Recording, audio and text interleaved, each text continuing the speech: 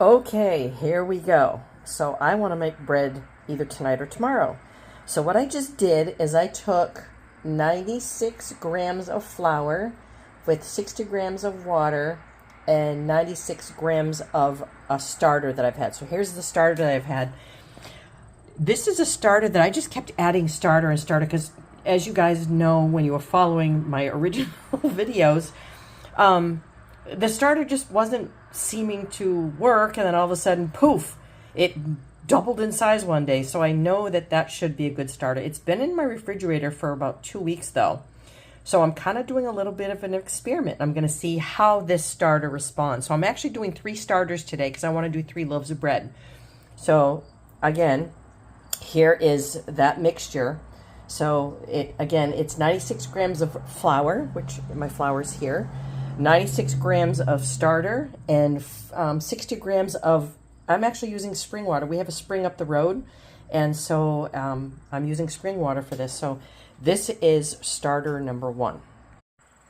Okay, so this is starter number 2. This starter is about a week old.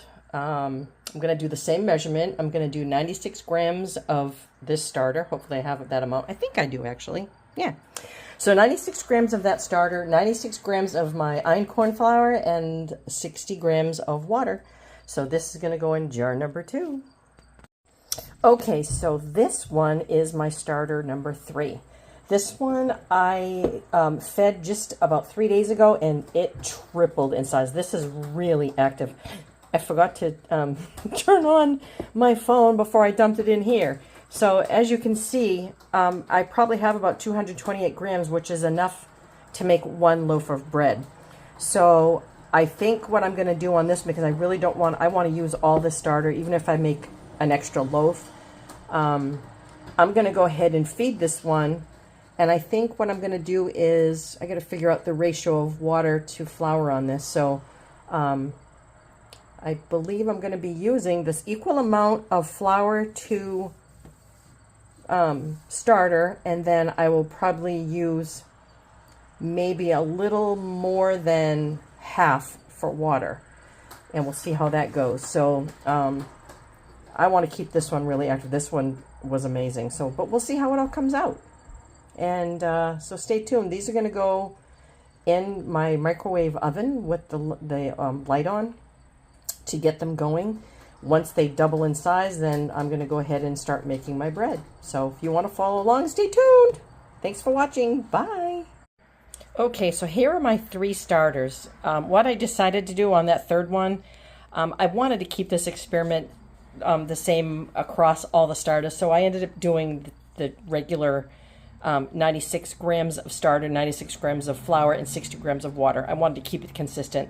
So what I did with the starter that performed really well, and I'm going to just refeed that one, put it back in the refrigerator, and the other 2 that I have are probably just going to be discards. I may make some crackers or something with them. I'm not sure, but I also have a dry starter in the refrigerator, which is called, you use a dry starter to make a levain or a levain, and that dry starter only needs to be fed basically when you use it. You just use it. But I'll do that in another video at some point, because I am going to try using that method as well. But these are considered a wet starter. These are all pure, all-purpose Einkorn. But the breads that I'm going to be making from these are going to be a mix of Einkorn whole wheat and Einkorn all-purpose. So unlike my first bread, hopefully the color is going to change a little bit. Maybe it'll be a different consistency. I don't know, but that's what I'm going to experiment with. So these are the 3 going in the microwave, and I'll check back with you guys when these have risen. Talk to you later. Bye. Okay, guys, I had a mishap with one of my jars. My starter is ruined. My jar's broken. So anyway, but I'll give you a glimpse of what the other ones look like. Okay, so here are the other starters. So this one was number 2. This one was number 3, and this is just a little bit of leftover I had from this one. So this one's actually doubled in size, but this one is unbelievable. Unbelievable. Very happy with this one. The one that broke was the one that was like 2 weeks old in the refrigerator. So unfortunately, I'm not going to get to see how that one was, but it didn't rise that much, just like this one. This one's okay.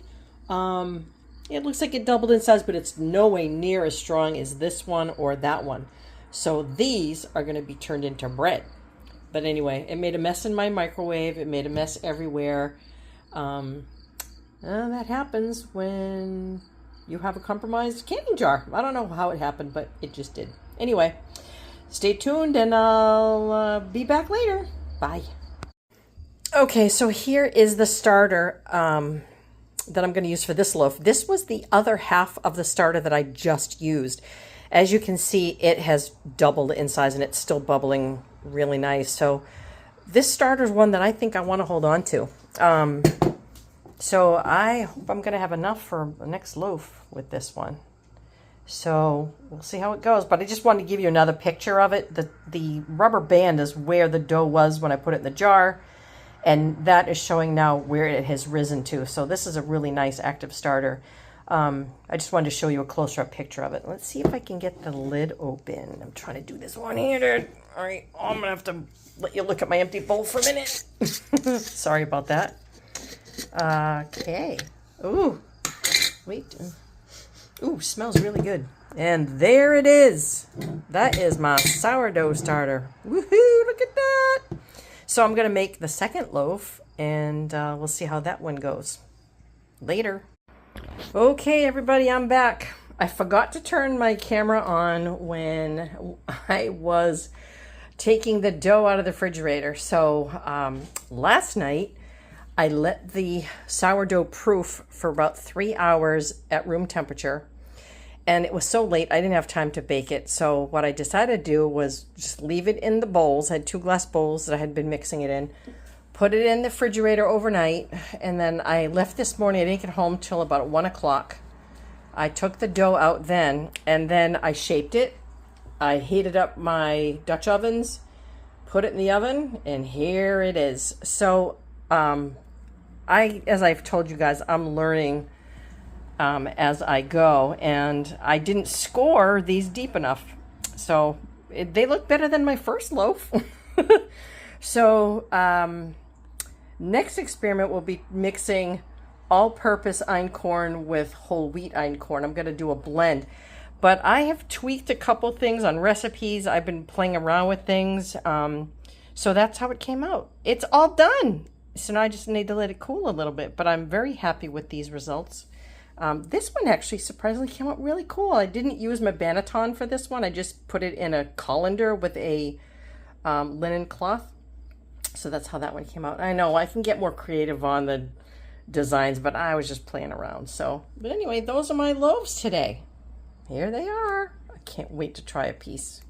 Thanks for following along. And as we move along in our journey with sourdough, I'll keep you guys entertained.